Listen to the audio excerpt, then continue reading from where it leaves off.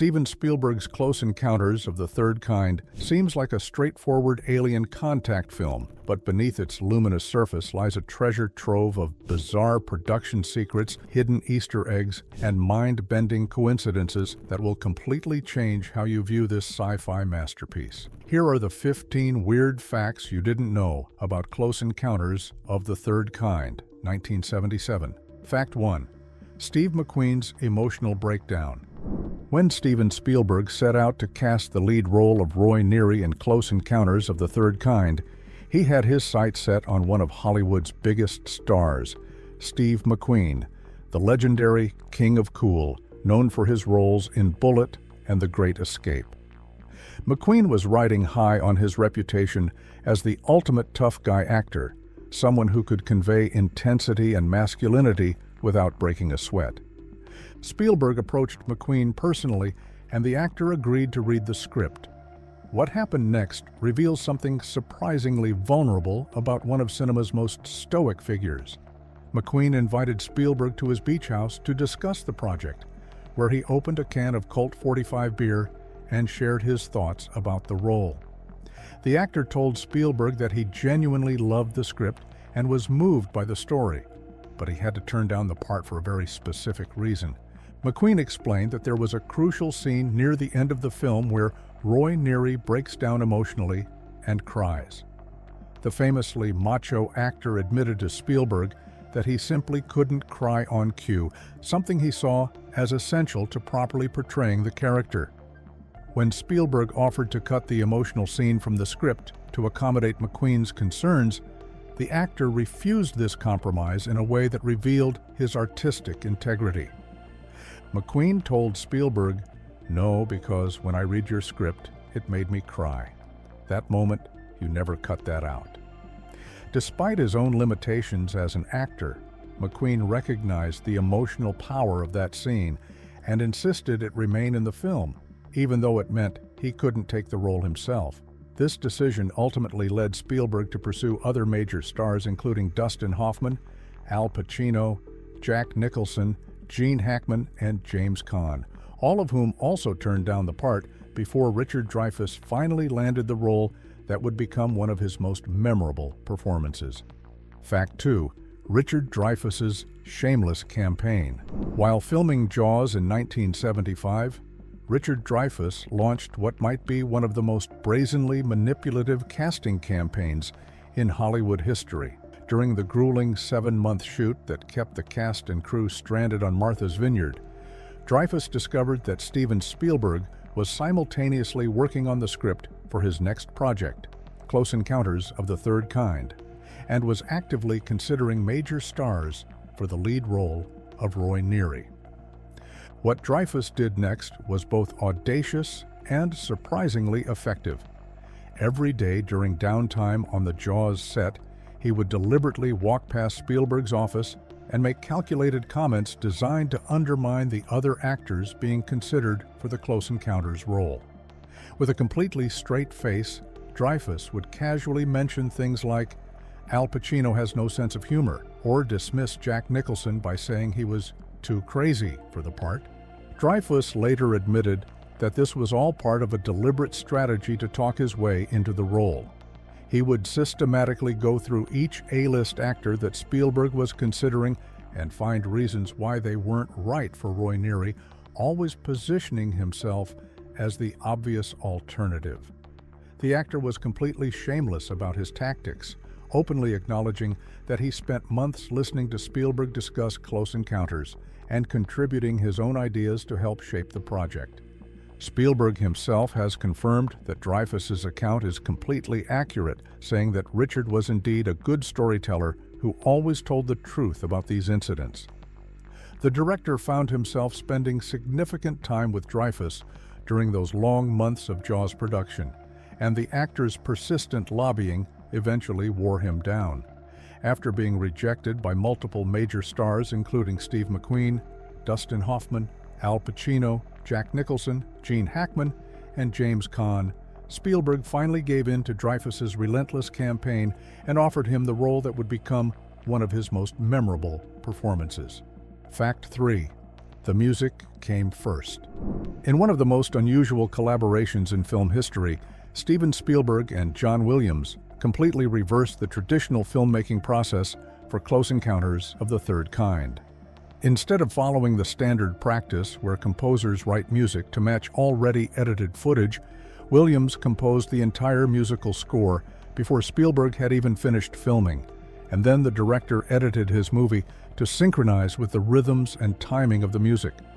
This backward approach happened because Spielberg understood from the very beginning that music would play a central role in the story itself, since the aliens and humans communicate through musical tones rather than spoken language. Williams needed to create not just background music, but actual musical conversations that would drive the plot forward, particularly the famous five-note sequence that becomes the key to interspecies communication throughout the film. Williams worked on the score for an entire year before shooting began, crafting complex musical themes and motifs that would need to integrate seamlessly with the visual storytelling. When it came time for post-production, Spielberg made the remarkable decision to edit the film's pacing, cuts, and scene transitions to match the time signatures and musical phrases that Williams had already composed. This meant that instead of the music serving the visuals were serving the music. Both Spielberg and Williams later said that this unusual process ultimately gave the film a more lyrical and flowing quality than it would have had with conventional scoring methods. The music doesn't just accompany the action on screen, it literally dictates the rhythm of how scenes unfold and how emotions build throughout the movie. This technique was particularly crucial during the film's climactic finale, where the elaborate light and sound show between humans and aliens needed to feel like a genuine musical conversation rather than just special effects with music added afterward. The reversed process created a unique cinematic experience where the boundary between soundtrack and story completely disappears. Fact 4. A 3-year-old's nickname. When Steven Spielberg cast 3-year-old Cary Guffey to play Barry Guiler, the young boy who gets abducted by aliens in Close Encounters of the Third Kind, he had no idea he was working with a natural-born performer who would become one of the most efficient actors on the entire production. Working with very young children on film sets is notoriously difficult and time-consuming, as directors typically need to shoot multiple takes to capture authentic reactions and emotions from actors who don't yet understand the complexities of movie making. Guffey completely defied these expectations by delivering pitch-perfect performances on his first attempt, scene after scene. His ability to nail his scenes in just 1 or 2 takes was so remarkable that it became legendary among the cast and crew, who started calling him One-Take Cary in recognition of his extraordinary talent. Spielberg was so impressed with the young actor's consistent professionalism and natural ability that he had a special T-shirt made with One-Take Cary printed on it as a way to celebrate and commemorate the child's unique contribution to the film. To help Guffey deliver authentic reactions to the otherworldly events happening around his character, Spielberg employed various method acting techniques specifically designed for working with very young performers. The director would create off-camera surprises and scenarios that would genuinely startle or delight the boy, allowing him to capture real emotions rather than trying to direct a 3-year-old to act scared or amazed on command. Guffey's remarkable performance in Close Encounters was so impressive that it caught the attention of other major directors in Hollywood. Stanley Kubrick, known for his meticulous attention to detail and demanding perfectionism, specifically wanted to cast Guffey as Danny Torrance in The Shining after seeing his work in Spielberg's film. This speaks volumes about how genuinely talented and professional the young actor was, considering that Kubrick was notorious for being extremely selective about his casting choices and working extensively with actors to achieve his vision. Fact 5. The house that made money. In what might be one of the most unusual real estate transactions in film history, the production team for Close Encounters of the Third Kind actually purchased the house that would serve as the Neary family home, turning the property into an unexpected source of profit for the movie's increasingly strained budget. The house, located at 1613 Carlisle Drive East in Mobile, Alabama, was bought by Columbia Pictures for $35,000 specifically, so the filmmakers could have complete creative control over both the interior and exterior filming. This purchase decision was driven by practical filmmaking needs rather than any investment strategy. Spielberg wanted to shoot in real suburban locations instead of using studio backlots to give the film a more authentic feel, but the production was having trouble finding suitable locations that would allow them the flexibility they needed for extensive interior filming. By owning the property outright, the crew could modify rooms, tear down walls, install special lighting rigs, and make any other changes necessary for filming without having to negotiate with homeowners or worry about damaging someone else's property.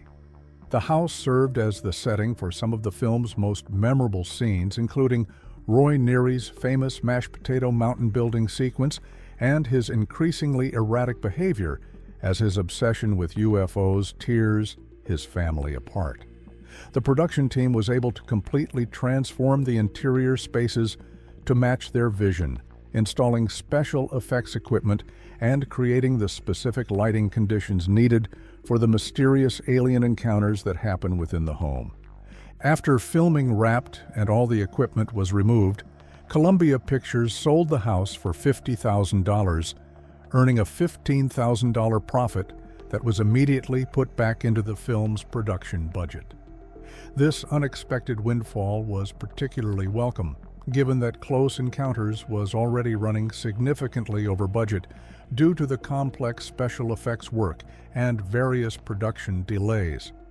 According to county records, the house was most recently purchased in 1989 for $50,000 and has apparently had the same occupants for over 30 years. Fact 6. Budget explosion from hell. When Steven Spielberg pitched Close Encounters of the Third Kind to Columbia Pictures in 1973, he presented what can only be described as one of the most misleading budget estimates in Hollywood history. Spielberg told the studio executives that the film could be made for just $2.7 million, a figure that seemed reasonable for a science fiction project at the time, especially coming from the director who had just delivered the massive success of Jaws.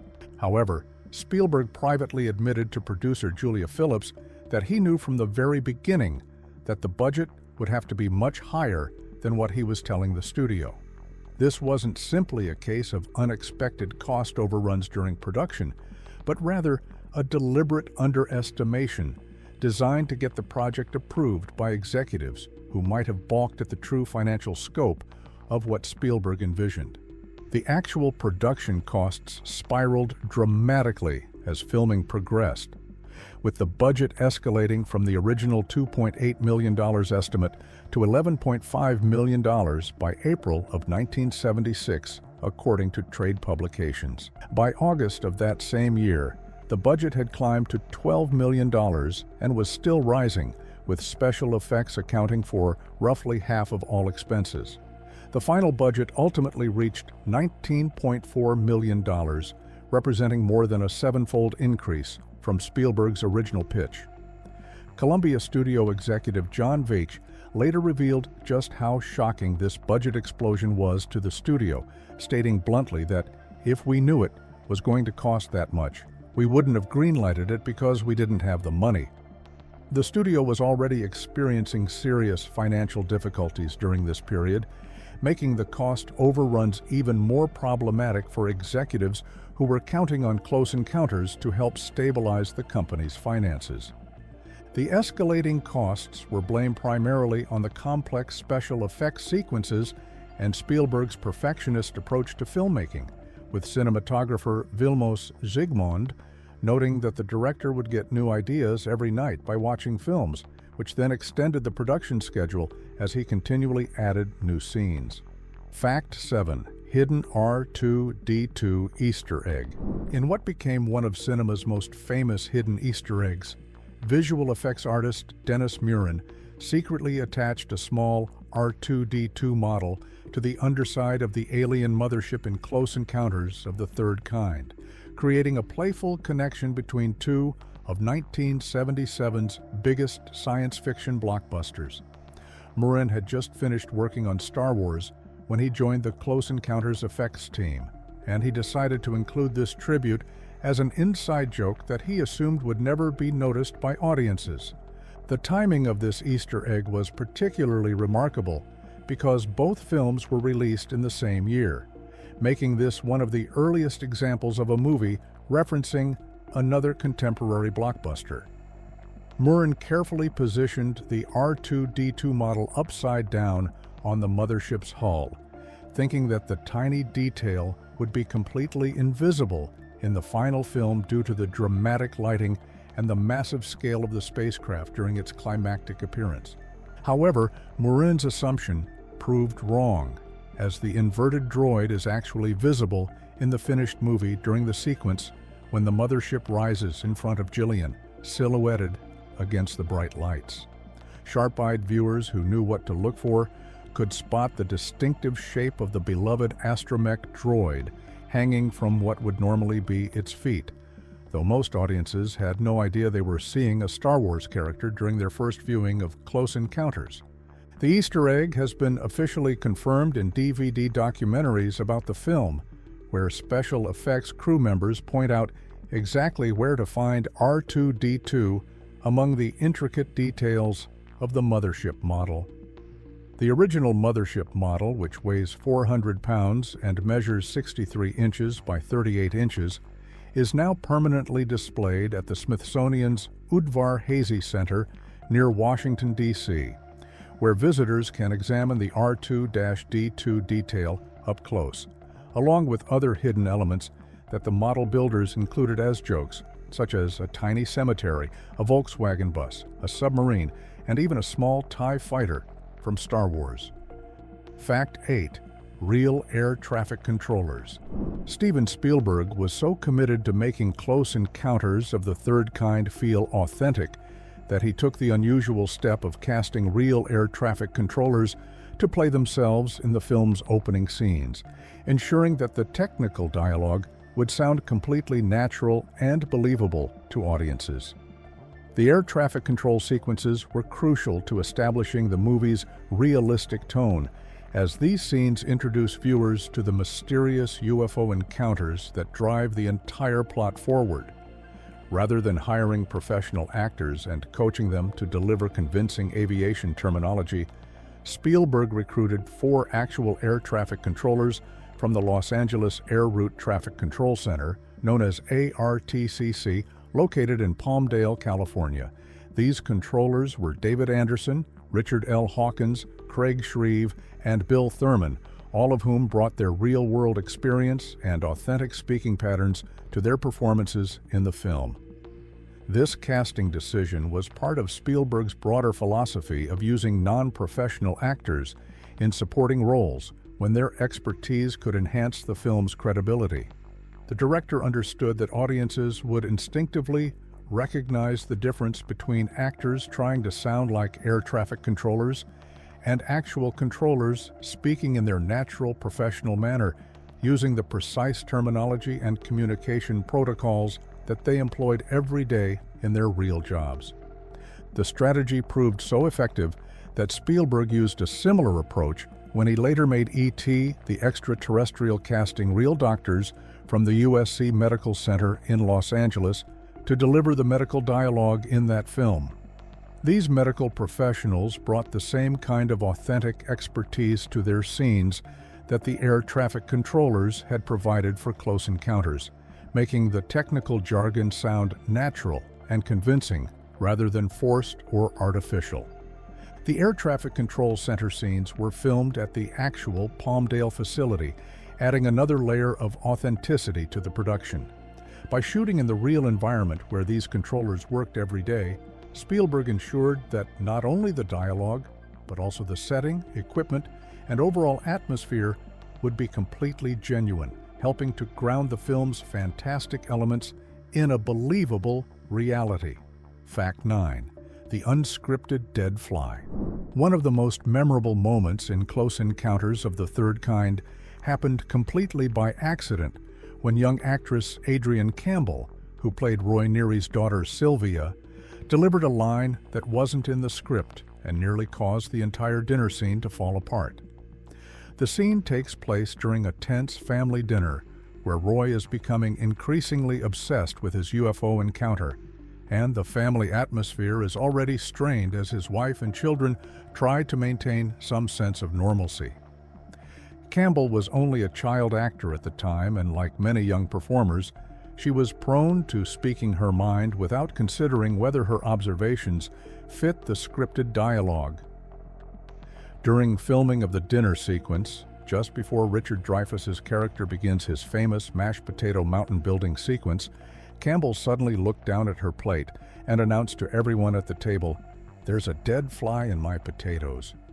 This completely unscripted observation caught the entire cast off guard, as there apparently was indeed a fly that had somehow ended up in the young actress's food during filming.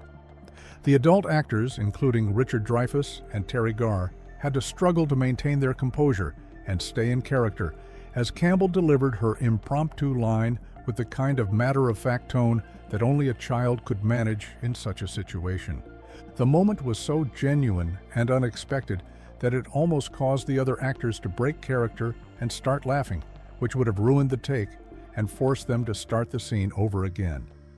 However, the cast managed to hold it together just long enough for Spielberg to capture the authentic family dynamic that the unscripted moment created. Rather than calling for another take or editing out Campbell's ad-libbed line, Spielberg made the decision to keep the moment in the final cut of the film. The director recognized that Campbell's spontaneous observation actually enhanced the realistic feel of the family dinner scene, adding an unexpected touch of genuine childhood behavior that no scriptwriter could have planned or written more convincingly. Fact 10. Girls move more gracefully. When it came time to film the climactic alien encounter scenes in Close Encounters of the Third Kind, Steven Spielberg faced the challenge of creating believable extraterrestrial beings that would appear otherworldly yet somehow relatable to human audiences. After considering various approaches including puppetry, which ultimately failed during testing, Spielberg made the unconventional decision to cast real children to portray the small aliens that emerge from the mothership in the film's final moments.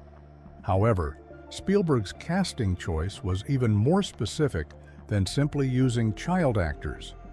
The director recruited exactly 50 local 6-year-old girls from Mobile, Alabama, where much of the film's production was taking place, to play all of the small alien creatures. This decision wasn't made randomly or for convenience, but was based on Spielberg's observation about how children of different genders moved and carried themselves. Spielberg explicitly stated that he chose girls over boys because he believed that girls move more gracefully than boys.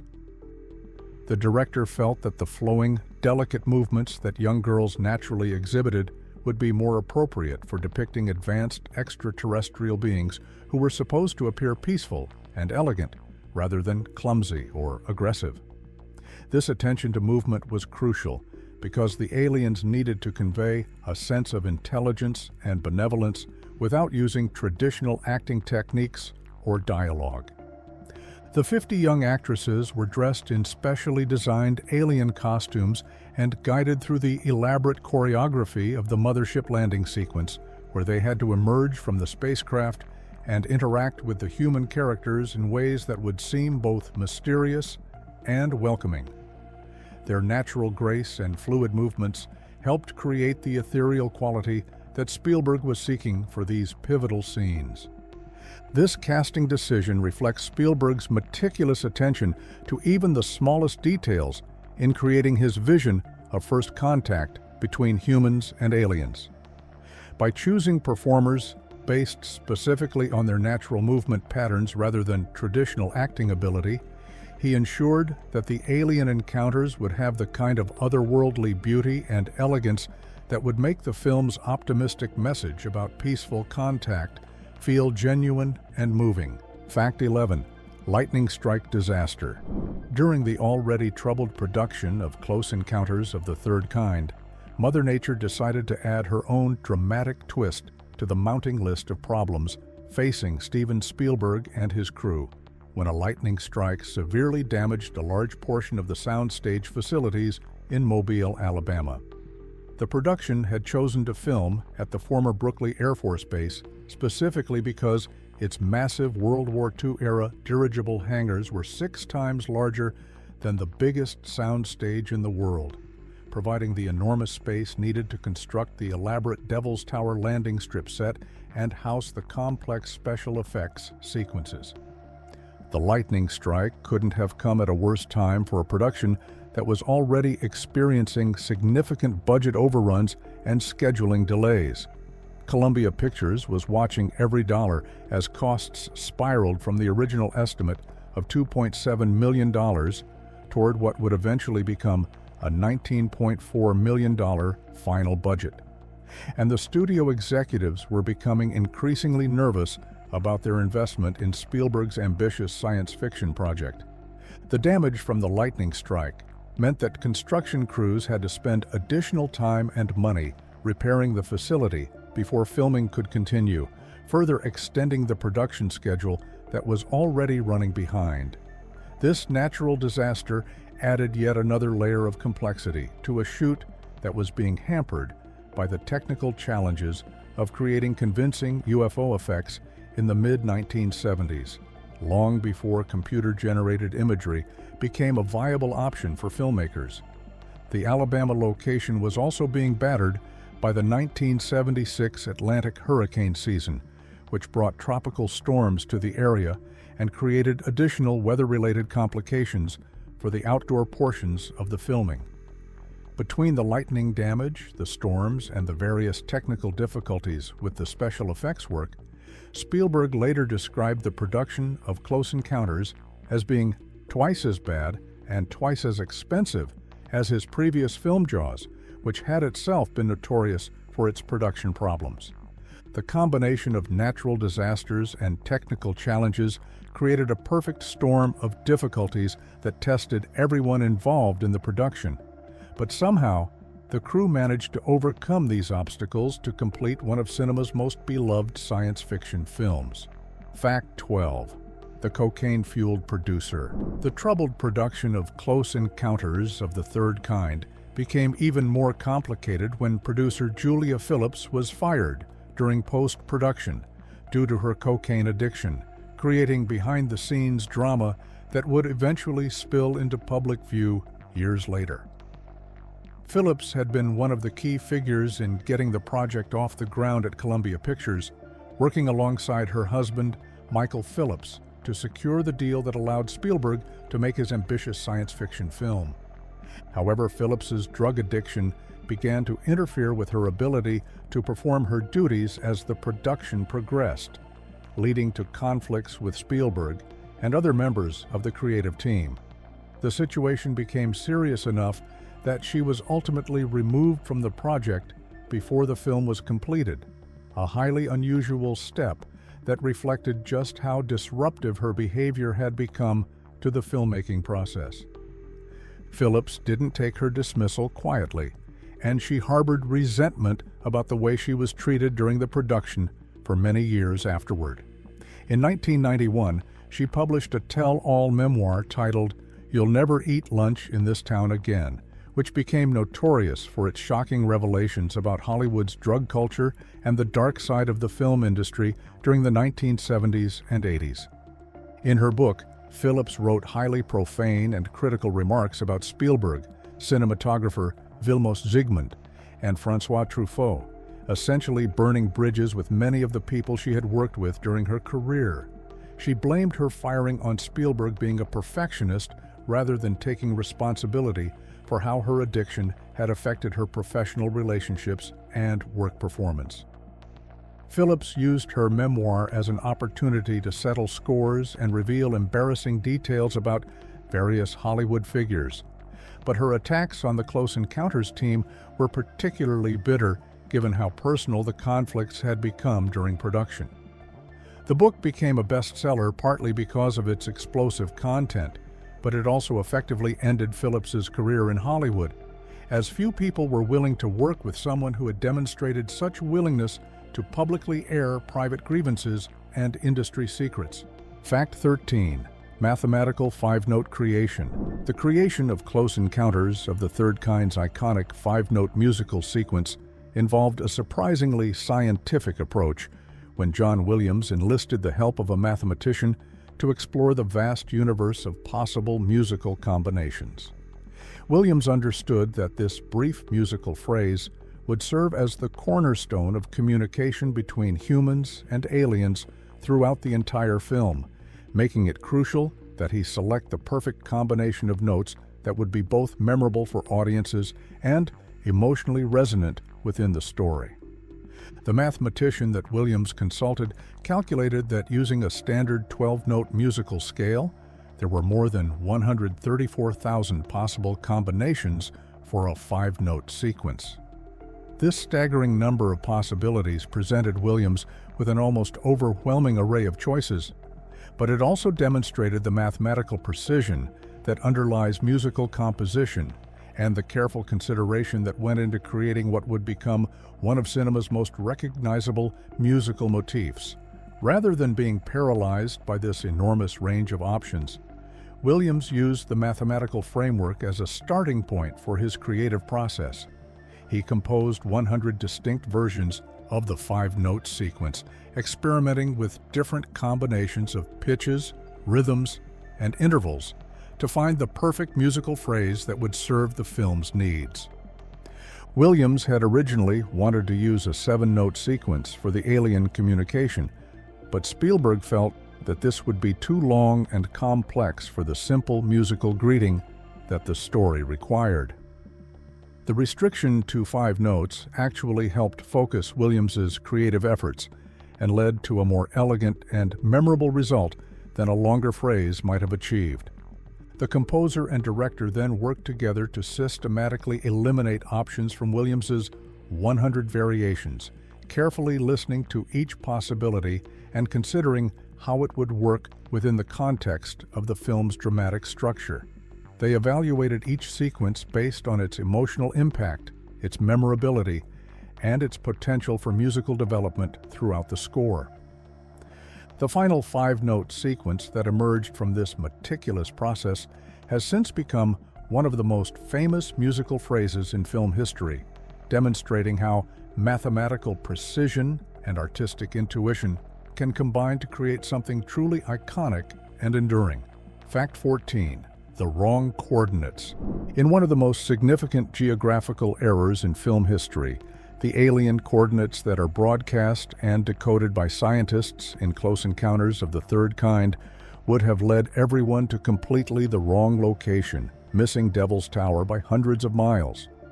During the film, the aliens transmit a series of mathematical pulses that the government scientists decode as longitude and latitude coordinates, specifically 40 degrees, 36 minutes, 10 seconds north, and 104 degrees, 44 minutes, 30 seconds west.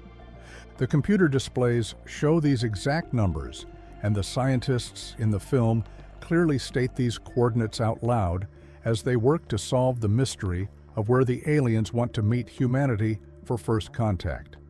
The team then rushes to a globe, points to these coordinates, and confidently declares that the location is in Wyoming, leading to the dramatic gathering at Devil's Tower for the film's climactic alien encounter sequence. However, anyone who actually looked up these coordinates on a real map would discover a major problem with the aliens' navigation skills. The coordinates that are broadcast in the film actually point to a location that is 276 miles due south of Devil's Tower, in a farm paddock about 200 yards east of Highway 85, roughly halfway between the towns of Pierce and Alt in Colorado. The real coordinates for Devil's Tower National Monument are approximately 44 degrees, 35 minutes, 25 seconds north, and 104 degrees, 42 minutes, 54 seconds west. The film's coordinates are off by 4 full degrees of latitude, which represents a substantial geographical error that would have resulted in a very confused gathering of government officials, scientists, and alien enthusiasts standing around in an empty Colorado field wondering where the mothership was. This means that if Roy Neary and all the other people who were psychically compelled to travel to the alien meeting point had actually followed the coordinates that were supposedly implanted in their minds, they would have ended up in the wrong state entirely, making for a much less dramatic and considerably more embarrassing first contact scenario than what Spielberg depicted in his film. Fact 15. Meryl Streep almost starred.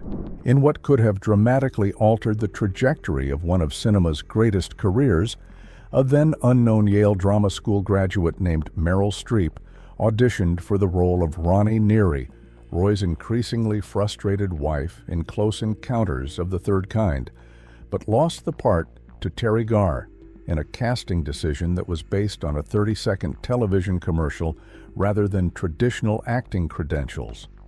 At the time of the auditions in the mid-1970s, Streep was just beginning her professional acting career and had yet to achieve any of the recognition that would later make her one of the most celebrated actresses in Hollywood history.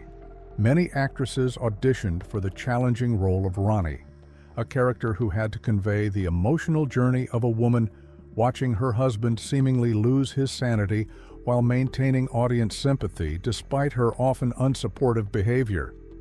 The role required an actress who could balance comedy and drama while portraying a realistic suburban housewife dealing with extraordinary circumstances that she couldn't understand or accept.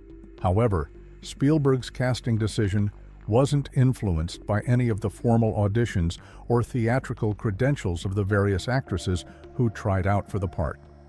Instead, the director made his choice after seeing Terry Garr in a coffee commercial that had nothing to do with Close Encounters or science fiction. Spielberg later explained that Garr made him laugh in the commercial even though he didn't drink coffee and wasn't interested in whatever product she was selling.